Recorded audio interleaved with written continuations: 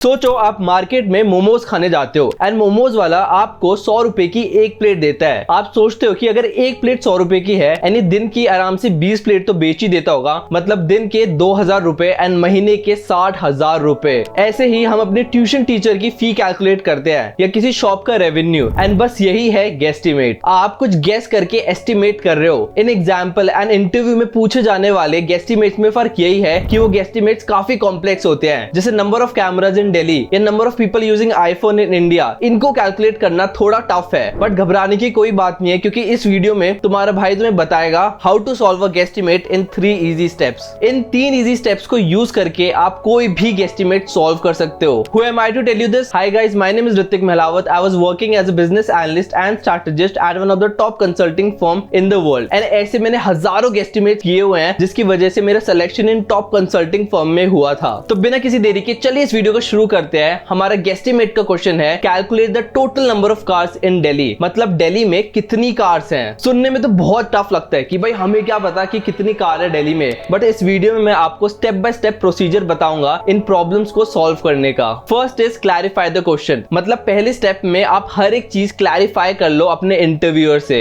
आप सोचोगे कि सिर्फ एक लाइन का तो क्वेश्चन है, इसमें क्या क्लैरिफाई करूं, बट कार्स भी 2 टाइप की होती है, प्राइवेट एंड पब्लिक। आप अपने इंटरव्यूअर से पूछोगे कि इस क्वेश्चन में हमें कौन सी वाली कैलकुलेट करनी है, प्राइवेट या पब्लिक। प्राइवेट वो कार्स होती है जो फैमिलीज वगैरह ओन करती है, एंड पब्लिक वो कार्स होती है जो गवर्नमेंट या कोई कंपनीज ओन करती है। एंड सपोज आपका इंटरव्यूअर कहता है कि आपको इसमें प्राइवेट कार्स को कैलकुलेट करना है। ओके, तो फर्स्ट स्टेप तो हो गया। अब सेकंड स्टेप पर आने से पहले मैं बता देता हूं कि एक इंटरव्यूअर ये नहीं देखता कि आपने जो नंबर दिया है वो कितना एक्यूरेट है। आपको पूरे के पूरे मार्क्स आपकी अप्रोच के ऊपर दिए जाते हैं। वैसे भी यार एक्यूरेट तो कोई भी नहीं बता सकता, भाई हमें क्या पता कितनी कार्स है दिल्ली में। एंड अगर आप सपोज कोई नंबर दे भी देते हो अपने इंटरव्यूअर को तो उसका क्या फायदा। इंटरव्यूअर को तो आपकी थिंकिंग जाननी है, आपकी अप्रोच जाननी है कि कैसे आप एक कॉम्प्लेक्स प्रॉब्लम को छोटे पार्ट्स में ब्रेक डाउन करते हो, क्या कैलकुलेशंस यूज करते हो आप उस नंबर पे आने के लिए। एंड वैसे भी यार रियल लाइफ प्रॉब्लम में भी हम एक कॉम्प्लेक्स प्रॉब्लम को छोटे छोटे पार्ट्स में डिवाइड करते हैं एंड उनको सॉल्व करके अपने क्लाइंट्स को बताते हैं। Second is break the problem. एक गेस्टिमेट को हम 2 तरीकों से अप्रोच कर सकते हैं। First is top down and second is bottom up. Top down में हम एक बड़ी वैल्यू लेते हैं एंड उसमें से चीजें एलिमिनेट करके एक छोटी वैल्यू पर आते हैं, जबकि बॉटम अप में हम एक छोटी वैल्यू लेते हैं एंड उसको स्केल अप करते हैं। मोस्टली 80% केसेस में top down approach he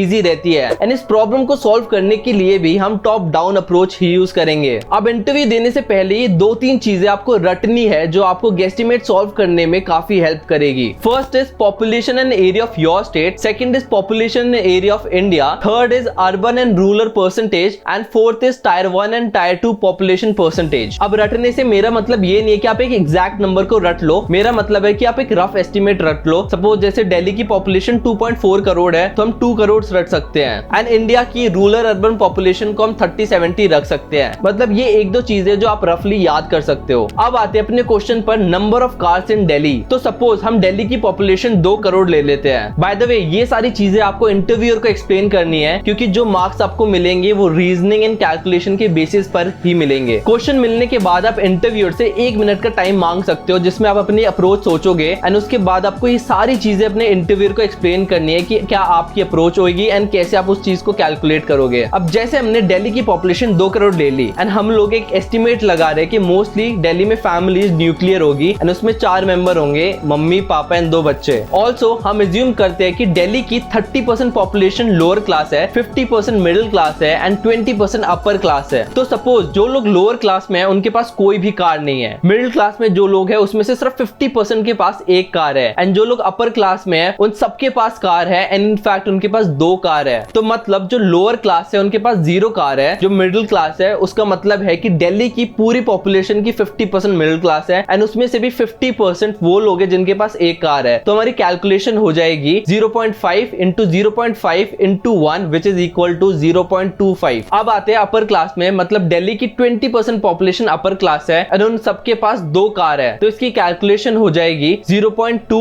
into 2 which is equals to 0.4। अब इन सब को हम ऐड कर देंगे, 0 of lower class, 0.25 of middle class and 0.4 of upper class and ये सब कुछ ऐड होके आता है 0.65। तो टोटल नंबर ऑफ कार्स कितनी हो गई दिल्ली में? इस 0.65 को हम मल्टीप्लाई करेंगे with total number of population of Delhi which is equal to 2 crore. उसको हम डिवाइड कर देंगे 4 से क्योंकि हमने एज्यूम किया क्या था कि एक फैमिली में 4 लोग हैं, so this number comes around 32.5 lakh, मतलब 32.5 लाख कार्स है दिल्ली के अंदर। आई होप आपको समझ आ गया होगा, एंड अगर अभी भी कोई डाउट है तो आप कमेंट सेक्शन में पूछ सकते हो। बाय द वे, इन गेस्टिमेट्स को सॉल्व करने का एक तरीका नहीं होता, बहुत सारे तरीके होते हैं। जो मैंने बताया वो भी सही तरीका है, एंड और भी बहुत सारे तरीके हैं जो कि सही हैं। जैसे कि मैंने आपको पहले बताया था कि इंटरव्यूअर को आपकी अप्रोच देखनी होती है, एंड वो अप्रोच कुछ भी हो सकती है। अगर आप इन गेस्टिमेट्स को खुद से सॉल्व करोगे तो आपको एक सेंस लग जाएगा कि कैसे इन गेस्टिमेट्स को सॉल्व करना है, एंड आपका ब्रेन ऑटोमेटिकली आपको अलग अलग सॉल्यूशंस बताने लग जाएगा। अब आते हैं हमारे थर्ड स्टेप पर, जो है सैनिटी चेक। अब जब आपका फाइनल आंसर आ जाता है तो आपको खुद का एक कॉमन सेंस लगाना होता है कि ये नंबर एक्चुअली में सेंस भी बनाता है। जैसे सपोज अगर हमारा नंबर 100 आता तो